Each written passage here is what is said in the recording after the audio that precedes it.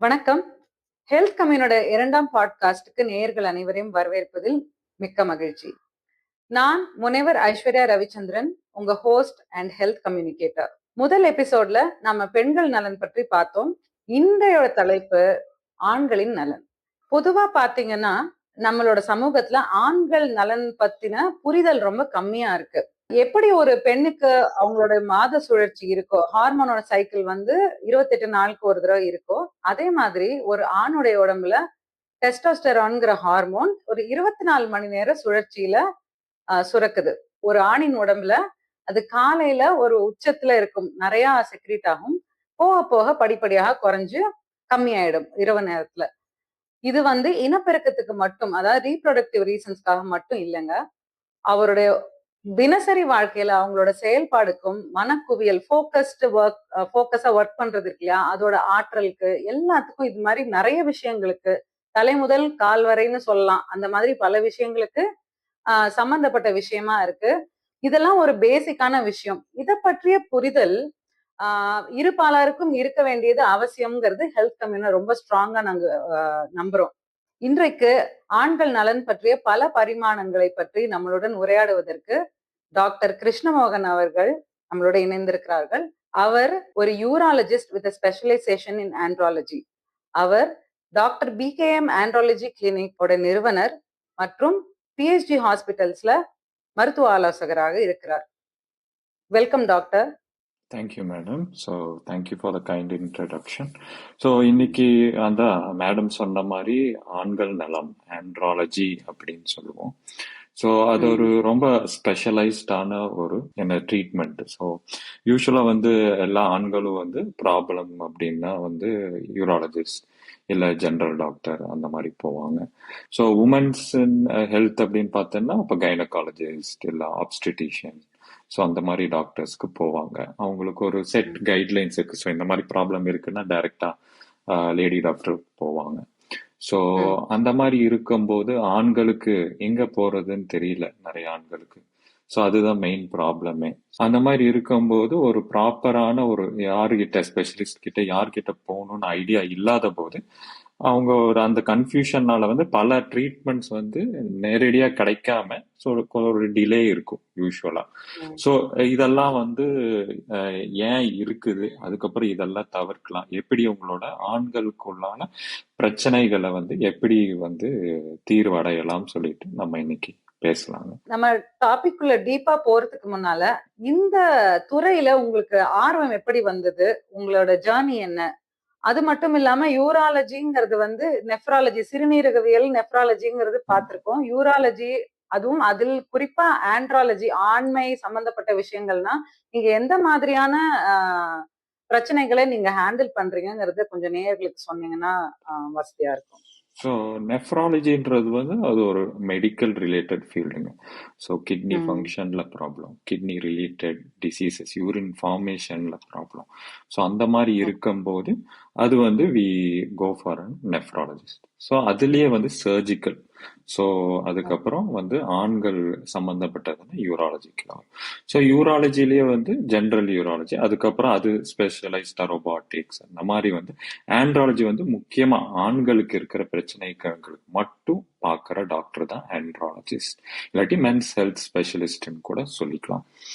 So ஏன் இதுல interest அப்படின்னு கேட்டீங்கன்னா, ஸோ நம்ம வந்து இனிஷியல் இயர்ஸ்ல வந்து நம்ம சர்ஜரி படிக்கும்போது, ஜென்ரல் சர்ஜரி படிக்குமாகட்டும் எம்பிபிஎஸ் படிக்கும் போதும் பார்த்தீங்கன்னா அப்படின்னா லேடிஸ்க்கு என்ன ப்ராப்ளம்னா டைரக்டா போய் கைனகாலஜிஸ்ட் கிட்ட ட்ரீட்மெண்ட் வந்துட்டு அவங்களுக்கு கரெக்டான ட்ரீட்மெண்ட். ஸோ நிறைய ஆண்கள் வந்து என்ன பண்ணுவாங்கன்னா அவங்களுக்கு இருக்கிற ப்ராப்ளம்ஸ் வெளியில வரமாட்டாங்க. நம்ம சொசைட்டில ஜென்ரலாகவே வந்து ஆண்கள் பிரச்சனைன்னு வரும்போது ஸோ அந்த ப்ராப்ளம் வந்து பெருசாகும் போது தான் ஹாஸ்பிட்டலுக்கே வருவாங்க. ஸோ அந்த மாதிரி இருக்கும்போது அவ்வளோ ஆண்கள் வந்து இவ்வளோ சஃபர் ஆகிறாங்க. அந்த மாதிரி இருக்கும்போது நம்ம என்ன இந்த சொசைட்டிக்கு ஒரு டிஃப்ரென்ஸ் கொடுக்க முடியும்னு சொல்லும் போது இந்த ஃபீல்டு வந்து அதுக்கான ஆப்டா இருந்துச்சு. So I naturally chose this field so that we can treat more men and then make them their lifestyle and life better. அந்த மாதிரி. Super doctor. இந்த பாட்காஸ்ட் நம்ம டிசைட் பண்ணோன்னு இதுல என்ன தீம்ஸ் பத்தி பேசலாம்னு நம்ம டிஸ்கஷன் வரும்போது நீங்க குறிப்பா வந்து மேல் இன்ஃபர்டிலிட்டி அண்ட் ப்ராஸ்டேட் ஹெல்த்னு சொன்னீங்க. இதுக்கு ஏதாவது ஸ்பெசிபிக் ரீசன்ஸ் இருக்கா? நீங்க ஏன் இந்த தலைப்புல அவேர்னஸ் தேவைன்னு நினைக்கிறீங்க அப்படின்னு கொஞ்சம் நீங்க சொன்னீங்கன்னா ஷூர். ஸோ இப்போ பார்த்தீங்கன்னா ஆண்களுக்கு முக்கியமான காரணங்கள் நம்ம வந்து பார்த்தீங்கன்னா 3 தான். ஸோ ஜென்ரலாக வர்றது ப்ராடாக பார்த்தீங்கன்னா ஃபர்ஸ்ட் வந்து ப்ராஸ்டேட் ப்ராப்ளம். ஜென்ரலாக வந்து ஒரு 45 இயர்ஸுக்கு மேலே வரும்போது எந்த ஆணுக்கு வேணா இந்த ப்ராஸ்டேட் ப்ராப்ளம் வரலாம். ஸோ அது இனிஷியலாக யூரினரி ப்ராப்ளம்ஸ்லேருந்து மற்ற இன்ஃபெக்ஷன், ஸோ அந்த மாதிரி ப்ராப்ளம், செக்ஷுவல் ப்ராப்ளம்ஸும் வரலாம். அதனால அதுக்கப்புறம் இன்னும் நெக்ஸ்ட் என்னன்னா மேல் இன்ஃபர்டிலிட்டி. ஸோ இப்போ இந்த லைஃப் ஸ்டைல் சேஞ்சஸ்னால நம்ம வந்து வெஸ்டர்ன் லைஃப் ஸ்டைலில் இருக்கிறனால ஸோ நிறைய தூக்கம் இல்லை, ஒர்க் ஸ்ட்ரெஸ்னால இந்த sexual dysfunctions, so erectile dysfunction, ejaculatory disorders, அதுக்கப்புறம் வந்து male infertility, low sperm count, so இதனால எல்லாம் வந்து ரொம்ப நிறைய சின்ன வயசு ஆண்களாகட்டும், மிடில் ஏஜ் ஆகட்டும், எல்டர்லி ஆண்களுக்கும் எல்லாருமே சஃபர் ஆகிறாங்க. ஸோ இது வந்து இந்த 3 டிசீசஸ் வந்து யூஸ்வலாக காமனாக ஒரு 25 to 50% ஆண்களுக்கு அட்லீஸ்ட் ஒரு 60 இயர்ஸ்க்குள்ள வரக்கூடிய வாய்ப்புகள் அதிகம். ஸோ அதை பற்றி நம்ம ஜென்ரலாக பப்ளிக்கு, ஆண்களுக்கு ஜென்ரலாக இருக்கிற காமன் ப்ராப்ளம்ஸை பற்றி ஒரு அவேர்னஸ் கிரியேட் பண்ணலாம்னு சொல்லிட்டு தான் இந்த 3 டாப்பிக்கை நான் சஜஸ்ட் பண்ணேன். Super doctor. நேயர்களுக்கு நீங்க ப்ராஸ்ட்ரேட்னா என்னங்கிறது கொஞ்சம் சொல்ல முடியுமா? ஏன்னா வெளிப்புற உறுப்புகள் நிறைய எல்லாருக்கும் தெரியும், உள்ள இருக்கிறத பத்தி நிறைய பேருக்கு தெரியறது இல்ல. அதோட இம்பார்ட்டன்ஸ் என்ன, அதனாலதான் ஏன் பிரச்சனை வந்தாக்கா அது ஏன் நம்ம சரிப்படுத்திக்கணுங்கிறத கொஞ்சம் சொல்ல முடியுமா?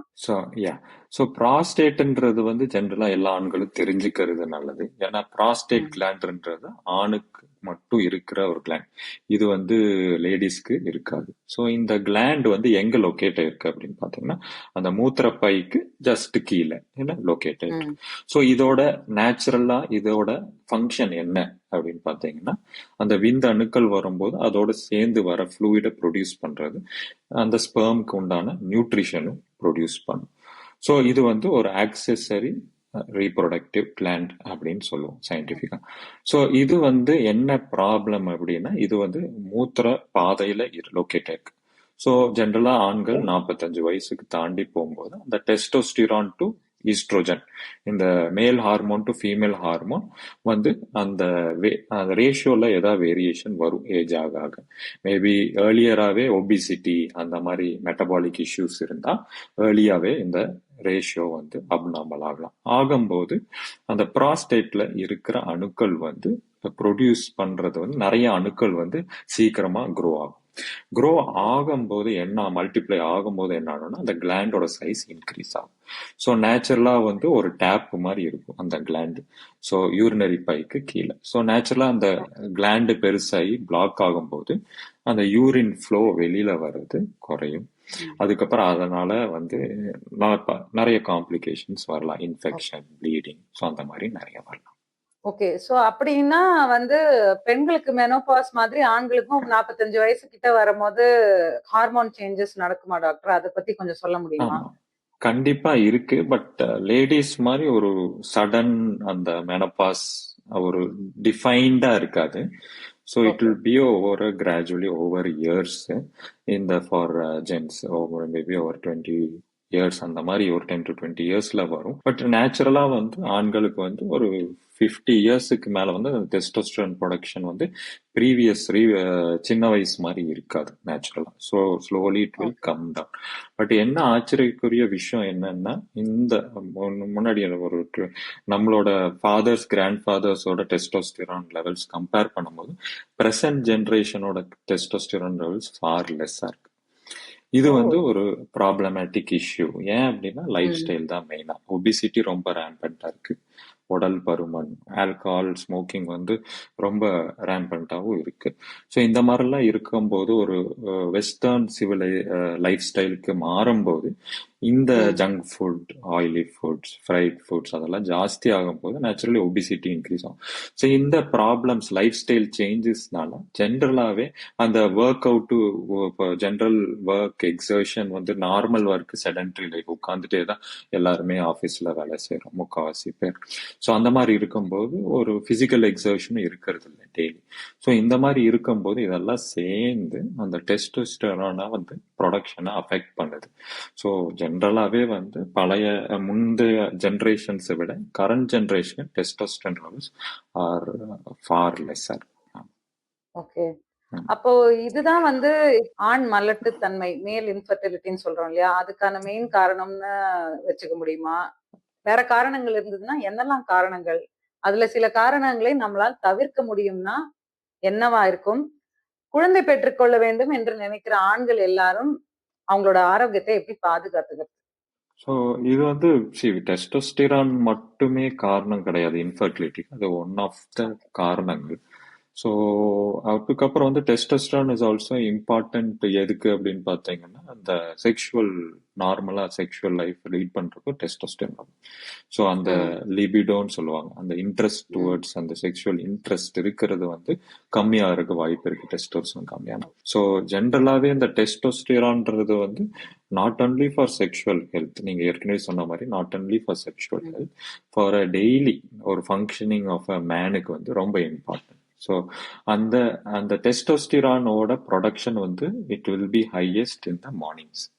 Slowly it will reduce. So it will be basic தான் secretion, it won't be same டு அவுட் த டே.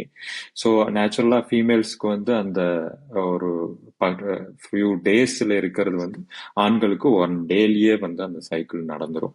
ஸோ நேச்சுரலாகவே அந்த ஆண்கள் வந்து நம்ம வந்து ப்ரொடக்டிவாக இருக்கணும் அப்படின்னா மார்னிங்ஸ்ல ஏர்லி மார்னிங்ஸ் டு மார்னிங்ஸ் வந்து அந்த ப்ரொடக்டிவ் ஒர்க் எல்லாம் வச்சுட்டோம்னா வில் பி மோர் ப்ரொடக்டிவ் ஜென்ரலா. அதுக்கப்புறம் வந்து அந்த மேல் இன்ஃபர்டிலிட்டிக்கு வந்து நிறைய ரீசன்ஸ் இருக்குங்க. ஸோ ப்ராடா வந்து நம்ம இன்ஃபர்டிலிட்டிக்கு வந்து அந்த டியூபுகள், அந்த செமன் வர டியூபுகள் வந்து அடப்பு இருக்கலாம், இல்லாட்டி வந்து செமன் ப்ரொடக்ஷனே வந்து கம்மியா இருக்கலாம். அது சில இன்ஃபெக்ஷன்ஸ்னால குறையலாம் ப்ரொடக்ஷன், இல்லாட்டி ஏதாவது ரேடியேஷன் எக்ஸ்போஷர், ஏதாவது மருந்துகள், இல்லாட்டி வந்து ஏதாவது அடிபட்டதுனால, இல்லாட்டி வந்து ஜென்ரலாக ஜெனட்டிக் ரீசன்ஸ் கூட இருக்கலாம். லைஃப் ஸ்டைலும் ஒரு ரொம்ப இம்பார்ட்டன்ட். ஸோ எப்படி இந்த நீங்க கேட்ட கேள்வி வந்து எப்படி இதெல்லாம் ப்ரிவென்ட் பண்ணலாம் அப்படின்னு கேட்குறீங்க. ஸோ லைஃப் ஸ்டைல் தான், லைஃப் ஸ்டைல் மாடிஃபிகேஷன் தான் இதுக்கு உண்டான ஆன்சர். ஸோ லைஃப் ஸ்டைல் மாடிஃபிகேஷன்ல ஃபர்ஸ்ட் என்ன அப்படின்னா அட்லீஸ்ட் வந்து 30 to 45 minutes of training. So physical training.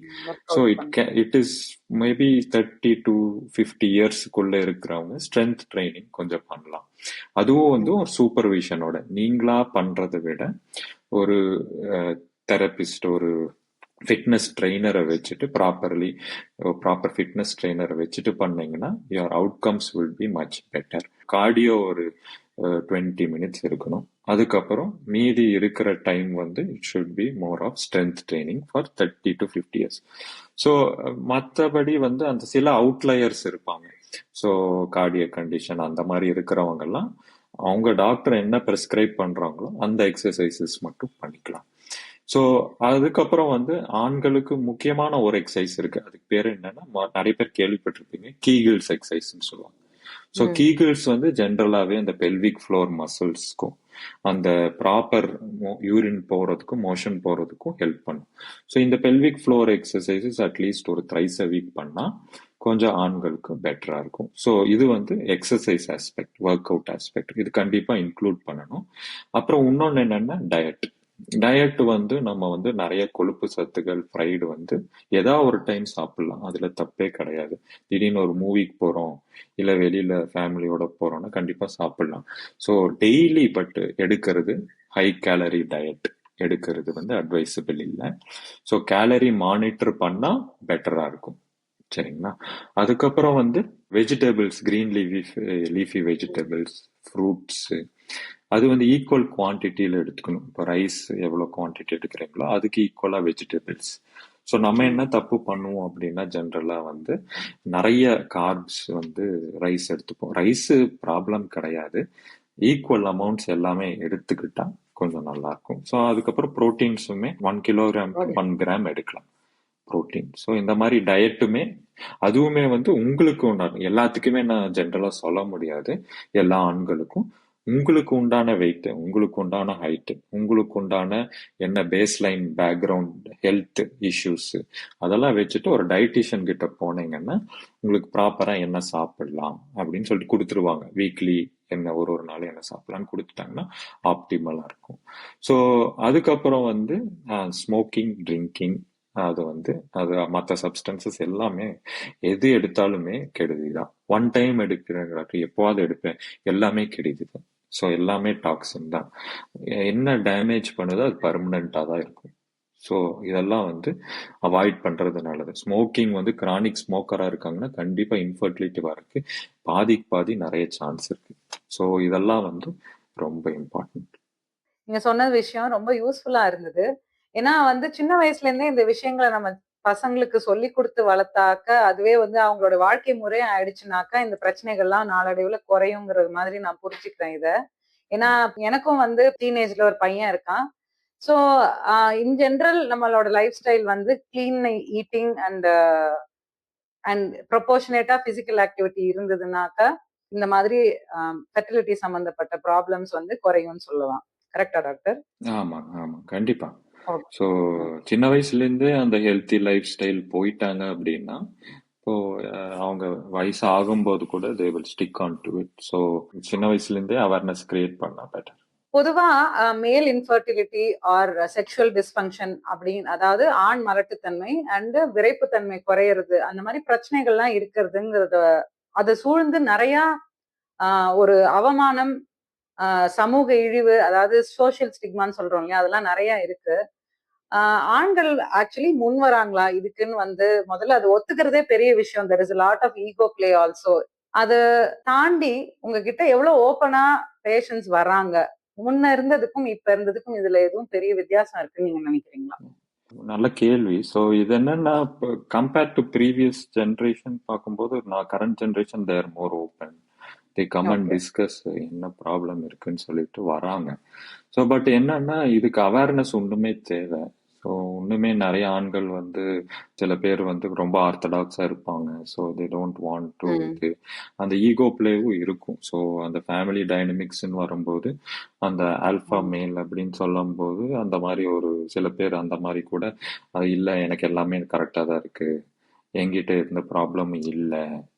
So naturally தேல் அந்த ப்ராப்ளம்ஸை வந்து தேல் லேட்டரலைஸ், தேல் displays to the children are the wife. So அந்த மாதிரி போகும்போது ஸோ அவங்க கோவப்படுறதுமே அந்த மாதிரி போகும். ஸோ ப்ராப்ளம் வந்து அந்த ஆண்களுக்கு இருக்கும்போது they will exhibit it in different forms. So இது என்ன ப்ராப்ளம்னா அவேர்னஸ் இல்லாதனால தான். ஸோ ஒரு ப்ராப்ளம் இருக்கு, நம்மளுக்கு நெஞ்சு வலிக்குதுன்னா டைரக்டா கார்டியாலஜிஸ்ட் போகணும்னு தெரியுது, அதுக்கு ஒரு ஈகோ வச்சுட்டு நம்ம பார்க்க வேண்டாம்னு ஒரு பயம் இருக்கு இல்லையா. ஸோ அதே மாதிரிதான் இந்த செக்ஷுவல் டிஸ்ஃபங்க்ஷன், எரெக்டைல் டிஸ்ஃபங்க்ஷன் எல்லாமே வந்து ஆரம்பத்திலே கண்டுபிடிச்சு ட்ரீட் பண்ணிட்டா it's very easy to treat.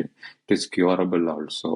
So மற்ற டிசீஸ் மாதிரியே தான் காம்ப்ளிகேஷன்ஸோட வந்தா it is difficult to treat. So அதுக்காக தான் நாங்கள் அவேர்னஸ் வீடியோஸ் நிறைய பண்ணுறோம். இப்போ வந்து ஆல்மோஸ்ட் வந்து every week I do videos to create awareness about இது செக்ஷுவல் டிஸ்ஃபங்க்ஷன்ஸ் இதெல்லாமே. ஸோ இதெல்லாம் எதுக்கு பண்றோம் அப்படின்னா வந்து ஆண்களுக்கு தெரியணும். ஸோ ஒண்ணுமே வந்து அவேர் வந்துட்டு ஆரம்பத்திலேயே நான் வரணும். ஸோ ஆரம்பத்திலேயே வந்துட்டு கியூர் எடுத்து there also be happy, their entire life also will be happy. So இது என்னன்னா இப்போ வந்து இது is very important for a marital life. So sexual dysfunctions வந்து it can create havoc in the marital life. So மேரேஜில் நிறைய problems வரலாம்.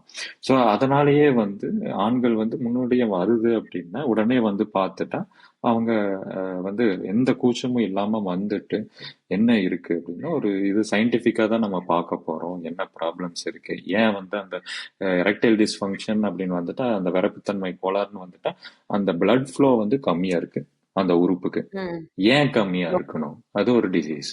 So இது நிறைய டைம் வந்து இதை வந்து இந்த ப்ராப்ளமோட வரும்போது ஹார்ட்லி அடப்பு இருக்குன்னு கண்டுபிடிக்கும் ஒரு 10 to 20% பேருக்கு. ஸோ என்னன்னா இது எல்லாமே இந்த ரத்த குழாய்களும் ஹார்ட்ல இருக்கிற ரத்த குழாய்களும் ஆல்மோஸ்ட் சிமிலர். ஸோ இதுல அடைப்பு வருது அப்படின்னா அங்கேயும் அடைப்புகள் வரலாம். ஸோ இது வந்து it can save few peoples life, so few of மெனோட லைஃபை. ஸோ என்னென்ன முக்கியமாக வந்து இந்த டயபெட்டிஸ் சுகர் இருக்கிறவங்களுக்கு வந்து இந்த வரப்புத்தன்மை கோளாறு வரலாம், சீக்கிரமாகவே ம் வரலாம். ஸோ அந்த மாதிரி வரும்போது அந்த டயபெட்டிஸ்ல என்ன ப்ராப்ளம்னா ரத்த குழாய்களையும் பாதிக்கும். ஸோ ரத்த குழாய்கள்ல அந்த கொழுப்பு சத்து அடைப்புகள் வரலாம். ஸோ இதுல அடைப்பு வரும்போது நேச்சுரலா ஹார்ட்லயே அடைப்புக்கு வாய்ப்பு இருக்கு. ஸோ இதுக்கு உண்டான ப்ரிகாஷன்ஸ் எடுக்கும்போது இந்த ரத்த ஓட்டத்தை மேம்படுத்தும் போது அந்த ஹார்ட் ஹெல்த்தும் இம்ப்ரூவ் ஆகும். ஸோ இவ்வளோ விஷயம் இருக்கும்போது ஸோ இப்போ ஒருத்தருக்கு வந்து ஒரு ஆணுக்கு வந்து ஸ்பெர்ம் கவுண்ட் கம்மியா இருக்குன்னா டெஸ்டோஸ்டிரான் கம்மியா இருக்கலாம். ஸோ அதனால வந்து அவர் லைஃப் ரொம்ப மிசரபிளா இருக்கலாம், அவங்க வேலை பண்ண முடியாம இருக்கலாம், ஈஸி ஃபெட்டிகபிலிட்டியா இருக்கலாம்.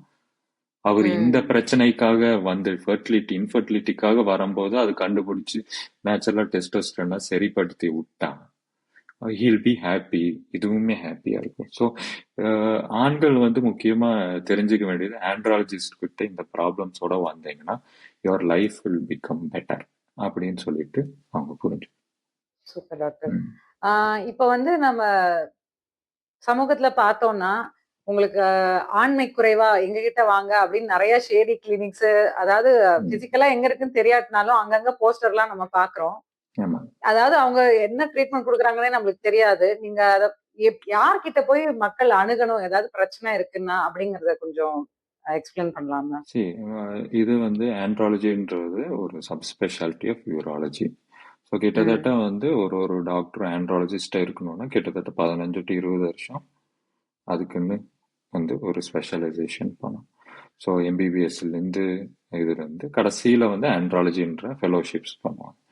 ஸோ இவ்வளோ எக்ஸ்பீரியன்ஸ் இருக்கும்போது அந்த டாக்டர் கிட்ட போகும்போது இதுக்குன்னு ஒரு ஸ்பெஷலைஸ்ட் டாக்டர் கிட்ட போகும்போது எல்லாமே ஒரு கரெக்டான டயக்னோசிஸ், கரெக்டான ட்ரீட்மெண்ட். ஸோ எல்லாம் நினச்சிக்கிறாங்கன்னா ஆண்கள் செக்ஷுவல் ப்ராப்ளம் அப்படின்னாவே வந்து இட் இஸ் கருப்புத்தன்மை கோளாறுன்னு தான் நினச்சிக்கிறாங்க.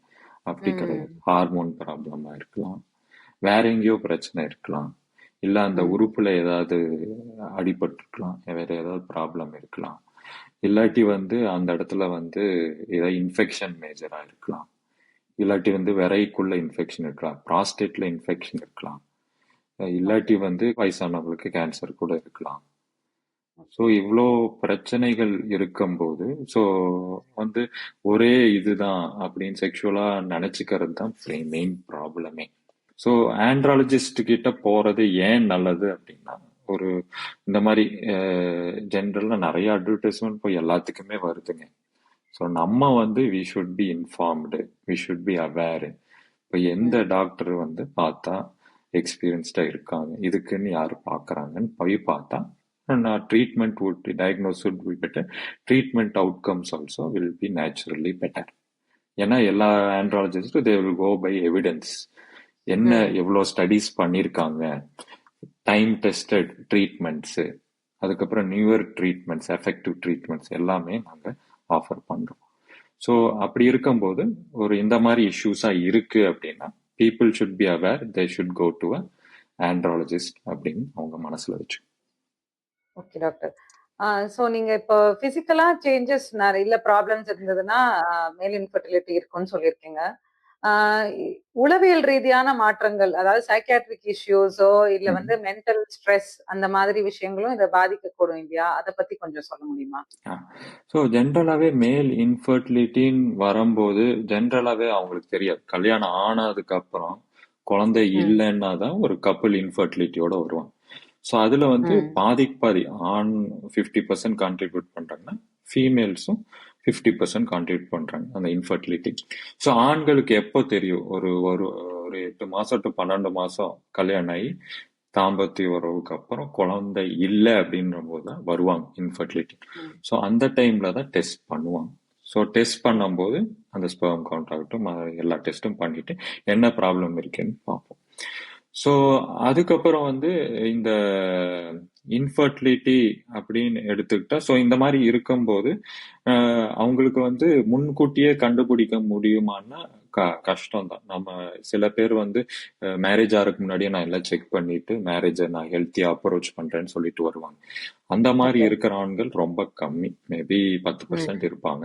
ஸோ அந்த மாதிரி இருக்கிறதும் நல்லதுதான். So before it okay. Self you will know can approach the marriage in a better way. So அதுக்கப்புறம் வந்து இந்த மாதிரி இஷ்யூஸோட வரும்போது நம்ம வந்து ப்ராடா என்ன கேட்டகரியில அவங்களுக்கு ப்ராப்ளம் இருக்கு அப்படின்னு கண்டுபிடிச்சிட்டு அதுக்கேற்ற மாதிரி நம்ம ட்ரீட்மெண்ட் பண்ணணும்.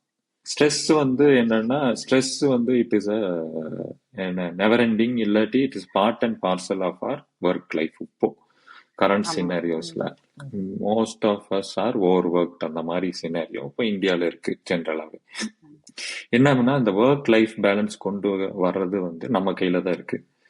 ஸோ அதுவுமே ரொம்ப இம்பார்ட்டன்ட். ஆண்கள் நினைச்சுக்கிறாங்க சம்பாதிக்கணும், பட் அதுவுமே ஒரு பேலன்ஸ்ல இருக்கணும் நம்ம லைஃபோட. ஸோ அது ரொம்ப இம்பார்ட்டன்ட். ஸோ அந்த பேலன்ஸ் இதாகும் போது நிறைய மென்டல் ஸ்ட்ரெஸ் வருது. சில பேர்த்துக்கு வந்து சைக்கலாஜிக்கலாவே இஷ்யூஸ் இருக்கலாம். ஸோ அந்த மாதிரி இருக்கும்போது அதனால கூட இந்த செக்ஷுவல் டிஸ்ஃபங்க்ஷன்ஸ் வரலாம். கண்டிப்பா சைக்கோஜெனிக் எரெக்டைல் டிஸ்ஃபங்க்ஷன் சொல்லுவோம். அதனால கூட அந்த இஷ்யூஸ் வரலாம். ஸோ இதுக்கு நம்ம ஆண்ட்ராலஜிஸ்ட் கிட்ட வரும்போது கரெக்டா எந்த இதுல வருது, உங்களுக்கு என்ன மேஜர் இஷ்யூ இருக்கு. ஸோ சைக்கலாஜிக்கலா தான் மெயினா இருக்குன்னா டைரக்டா சைக்காலஜிஸ்ட் கிட்ட அமைச்சு அவங்களுக்கு கவுன்சிலிங், தெரப்பி அந்த மாதிரி சொல்லுவோம். ஸோ அதுலயே சரியாயிரும். இல்ல இந்த மாதிரி மெடிக்கல் ரீதியா பிசிக்கலா இஷ்யூஸ் இருக்கு, சர்ஜிக்கலா இஷ்யூ இருக்கு, இல்லாட்டி வந்து பிளட் ஃப்ளோல ப்ராப்ளம் இருக்கு. ஸோ என்ன ப்ராப்ளம் இருக்கோ அந்த மெடிசன்ஸோ சர்ஜரியோ அந்த மாதிரி ஆஃபர் பண்ணுவோம். இப்போ நீங்க ட்ரீட்மெண்ட்டுக்குன்னு உங்ககிட்ட வந்தாங்கன்னா, பல காரணங்கள் இருக்கலாம் அவங்களோட இன்ஃபர்டிலிட்டிக்கு. ஆமா. பொதுவா எவ்வளவு நாள் வெயிட் பண்ண வேண்டியிருக்கும்? அதாவது ட்ரீட்மெண்ட் ஆரம்பிச்சு. ஏன்னா நான் இத கேள்வி மெயினா ஏன் கேட்கிறேன்னா, ம், ம், ம், ம். ஆ குழந்தை இல்லங்கிறதுக்கான மெயின் பிரஷர் வந்து பெண்களுக்கு தான் இருக்கும். சோ இப்ப ஆமா. ஆண்களுக்கு ஆணுடைய சைடுல தான் பிரச்சனைன்னு தெரிஞ்சு அவங்க உங்ககிட்ட ட்ரீட்மெண்ட்க்கு வராங்கன்னா, ம், ம். அந்த அவருடைய மனைவி மற்றும் அவங்க குடும்பத்தினருக்கு நீங்க வந்து என்ன சொல்ல விரும்புறீங்க? ஏன்னா அவங்களும் பொறுமையா வெயிட் பண்ண வேண்டியிருக்கலாம் இதுக்கெல்லாம். அவங்களுக்கும் நெறைய பிரஷர் இருக்கு, பிரச்சனை இருக்கு, ஃபேமிலி டைனாமிக்ஸ்ல ப்ராப்ளம் வரும். அதனால இந்த கேள்வி கேட்கிறேன். ஸோ இந்த இன்ஃபர்டிலிட்டின்னு வரும்போது ஜென்ரலா அந்த மேலுக்கு தான் ப்ராப்ளம் இருக்கு அப்படின்னா அந்த பிளேம் கேம்ஸ் ஜென்ரலா அவாய்ட் பண்றது நல்லது. ஸோ இதை வந்து ஒரு ஸோ அந்த மேல் வந்து அது வேணும்னே அது வந்து அது வரல அவருக்கு, இது ஒரு டிசீஸ். ஸோ அதனால வந்து என்ன இஷ்யூ இருக்கோ, இந்த இன்ஃபர்டிலிட்டி வந்து என்ன ப்ராப்ளம் இருக்கோ அது வந்து நம்ம மெடிக்கல் ரீதியா அந்த சயின்டிஃபிக்கா அதை அப்ரோச் பண்ணா அந்த பிளேம் கேம்ஸ் இல்லாம அதை வந்து புரிஞ்சுட்டு, ஸோ புரிஞ்சுக்கல அப்படின்னா பேஷண்ட்டுக்கு கொஞ்சம் கவுன்சில் பண்ணி என்னன்னு புரிய வச்சு அதுக்கப்புறம் அந்த ஃபேமிலி டைனமிக்ஸ் வந்து ஜென்ரலாகவே வந்து அந்த ஃபேமிலியில வந்து ப்ரெஷர் அந்த மாதிரி இருக்குன்னா அவங்களுக்குமே புரிய வச்சு என்ன ப்ராப்ளம் இருக்கு அப்படின்னு சொல்லிட்டு இதில் வந்து எவ்வளோ சிவியரா இருக்கு இன்ஃபர்டிலிட்டி, இதுக்கு வேற ஏதாவது ப்ரொசீஜர்ஸ் தேவைப்படுமா அப்படின்னு சொல்லிட்டு கிளியரா வந்து டிஃபைன் பண்ணிட்டு அவங்களோட அந்த ஜேர்னியை வந்து எப்படி இருக்கும் அப்படின்னு, ட்ரீட்மெண்ட் ஜேர்னி வந்து எப்படி இருக்கும், என்ன அவங்க அதுல இருந்து எக்ஸ்பெக்ட் பண்ணலாம்னு சொல்லிட்டு கிளியரா எக்ஸ்பிளைன் பண்ணிட்டா யூஸ்வலா வந்து ப்ராப்ளம்ஸ் இருக்காது. ஸோ அந்த மாதிரி இருக்கும்போது ப்ராப்பரா எக்ஸ்பிளைன் பண்ணிட்டு அதுக்கேற்ற மாதிரி வந்து போகும்போது ஜென்ரலா வந்து அவங்களுக்கு புரிதல் ஜாஸ்தியா இருக்கும். அதுக்கப்புறம் வந்து எந்த இஷ்யூமே இருக்காது யூஸ்வலா. ஸோ அதனால வந்து இப்போ ஆணுக்கு ஏதாவது ப்ராப்ளம் இருக்கு, இல்லை பெண்ணுக்கு ஏதாவது ப்ராப்ளம் இருந்தா என்ன ப்ராப்ளம் இருக்குன்னு அதை பத்தி புரிஞ்சுட்டு இந்த டிசீஸ் போல புரிதல் இருந்தாவே இந்த இஷ்யூஸ் எல்லாம் இல்லாம நம்ம வந்து அந்த இன்ஃபர்டிலிட்டி ஜேர்னியை வந்து ப்ராப்பரா எடுத்துட்டு போகணும். ஸோ ஒரு கம்ப்ளீட் ஃபெர்டிலிட்டி ட்ரீட்மெண்ட்ல வந்து இட் ஆல்சோ இன்க்ளூட்ஸ் கவுன்சிலிங் இல்லையா? ஆமா ஆமா கண்டிப்பா. ஓகே. ஸோ டாக்டர் நீங்க ஜென்ரலாவே வந்து ஹார்மோன் லெவல், டெஸ்டோஸ்டெரான் லெவல் கம்மியா இருக்குன்னு சொன்னீங்க. அது வந்து பொதுவான பாப்புலேஷன்ல. ஆமா. இப்போ வந்து ஏதாவது ஸ்பெஷல் கண்டிஷன்ஸோ இல்ல அண்டர்லையிங் டிசீசஸ் சுற்றுப்புற சூழல்னால என்விரான்மெண்டல் ரீசன்ஸ் அந்த மாதிரி இருந்து ஒருத்தருக்கு ஹார்மோனல் லெவல்ஸ் கம்மியா இருக்கிறதுக்கு சான்ஸ் இருக்கா? ஸோ இதுக்கு எப்படி பார்க்கணும் அப்படின்னா நிறைய காரணங்கள் இருக்குங்க. ம். டெஸ்டோஸ்டிரான் இது ஜென்ரலா முன்னாடி நான் சொன்னது வந்து லைஃப் ஸ்டைல் சேஞ்ச் ஆகிறதுனால வர்றது. ம். பட் ரொம்ப கம்மியா இருக்கு, சடனா கம்மியாகுதுன்னா நிறைய ரீசன்ஸ் இருக்கலாம். மெயினா வந்து பிரைமரி டெஸ்டிகுலர் ஃபிளேர், அந்த டெஸ்டிஸ்ல இருந்து ப்ரொடக்ஷன் ஆன டெஸ்டோஸ்டிரான் கம்மியா இருக்கலாம். இல்லாட்டி வந்து சென்ட்ரலா. ஸோ அதுக்கு உண்டான முன்னாடி இருக்கிற ஹார்மோன்ஸ் FSH, LH, அதுக்கப்புறம் மற்ற ஹார்மோன்ஸ் இதுக்கு உண்டான ப்ரொடக்ஷனுக்கு தேவையான ஹார்மோன்ஸ் வந்து கம்மியா இருக்கிறதுனால, சென்ட்ரலா இருக்கிற ப்ராப்ளம்னால, பிரெயின்ல இருந்து செக்ரீட் ஆகிற இதுக்கு உண்டான முன் ஹார்மோன்ஸ் வந்து கம்மியா இருக்கிறதுனால இந்த ஹார்மோன்ஸும் செகண்டரியா கம்மியா இருக்கலாம். ஸோ எதனால வந்து இந்த டெஸ்டோஸ்டெரான் கம்மியா இருக்கு, ப்ரொடக்ஷன் கம்மியா இருக்குன்னு கண்டுபிடிச்சு அதுக்கான ட்ரீட்மெண்ட் பண்ணோம்னா பெட்டர் அவுட்கம்ஸ். Okay doctor. இதுக்கு முன்னால நம்ம பேசும்போது எரெக்டைல் டிஸ்ஃபங்க்ஷன் மேல் இன்ஃபர்டிலிட்டிக்கான முக்கியமான காரணம் இல்ல. ஆனா அதுக்கு வந்து வேற சில காரணங்கள் இருக்கலாம். லைக் இப்ப கார்டியாக் ஹெல்த் ரிலேட்டட் இஷ்யூஸ் இருக்கலாம்னு சொன்னீங்க. அதே மாதிரி சோ அப்ப அத வந்து ஒரு இண்டிகேட்டர் ஆஃப் ஓவரால் ஹெல்த்னு எடுத்துக்கலாமா? வேற எந்த ரீசன்ஸ்னால எரெக்டைல் டிஸ்ஃபங்க்ஷன் வர முடியும்? கண்டிப்பாங்க. ஸோ எரெக்டைல் டிஸ்ஃபங்க்ஷன்றது வந்து ஜென்ரலா வந்து 2 ப்ராப்ளம்ஸ்னால, அதான் வாஸ்குலர் ஹெல்த், அந்த ரத்த குழாய்களோட அடைப்பு, அந்த ஹெல்த்தவும் நம்ம முக்கியமா அது இண்டிகேட் பண்ணும். ஸோ இந்த ரத்த குழாயில ப்ராப்ளம் இருக்கும்போது உடம்புல மற்ற இடத்துல இருக்கிற முக்கியமா வந்து ஹார்ட்ல இருக்கிற ரத்த குழாய்களும் பிரச்சனை இருக்கலாம், கார்டியோவாஸ்குலர் ஹெல்த்தும் ப்ராப்ளம் இருக்கலாம்னு சொல்லிட்டு ஒரு இண்டிகேட்டர் தான். இன்னொன்னு என்ன அப்படின்னா சைக்கலாஜிக்கல் இஷ்யூஸ். ஸோ சைக்கலாஜிக்கலா அவங்க ஏதோ ப்ராப்ளம் இருக்குன்னாலும் இது ஒரு இண்டிகேட்டரா இருக்கலாம். யங் ஏஜ்ல வராங்க, எபிசோடிக்கா இருக்கு இந்த செக்ஷுவல் டிஸ்ஃபங்க்ஷன், திடீர்னு ஒரு நாள் நல்லா இருக்கு, திடீர்னு ஒரு நல்லா இல்ல, அவங்களோட எல்லா வீட்டுல ஏதாவது இஷ்யூஸ் இருக்கலாம். ஸோ அதனால வந்து இது அஃபெக்ட் ஆகலாம். ஸோ சைக்கலாஜிக்கலா கூட ப்ராப்ளம்ஸ் இருக்குன்னு இண்டிகேட் பண்ணலாம். சோ இப்ப வந்து ஒரு ஆணுக்கு செக்ஷுவல் டிஸ்ஃபங்க்ஷன் இருக்கு, அவங்களுக்கு குழந்தை இல்ல, பிரச்சனை இருக்குனாக்கா அதுக்கு என்ன ட்ரீட்மெண்ட்ஸ் வந்து இப்போ அவைலபிளா இருக்கு? புதுசா ஏதாவது முன்ன விட இப்ப முன்னேற்றம் அடைஞ்சிருக்கா? அத பத்தி கொஞ்சம் சொல்ல முடியுமா? கண்டிப்பா. ஸோ எரெக்டைல் டிஸ்ஃபங்க்ஷன், மேல் இன்ஃபீரியர் 2 டிஃப்ரெண்ட். ஸோ எரெக்டைல் டிஸ்ஃபங்க்ஷன்னாலும் ஒரு மேல் இன்ஃபர்டிலிட்டி வரலாம், பட் அது கொஞ்சம் ரேர் தான். ஸோ இந்த எரெக்டைல் டிஸ்ஃபங்க்ஷன் அப்படின்ற எடுத்துட்டா, இல்ல இஜாகுலேட்டரி டிசாஸ்டர் எடுத்தா, ஃபர்ஸ்ட் வந்து ஜென்ரலா வந்து ஒரு life style modification with medical therapy தான் ஃபர்ஸ்ட் லைன்னு சொல்லுவோம்.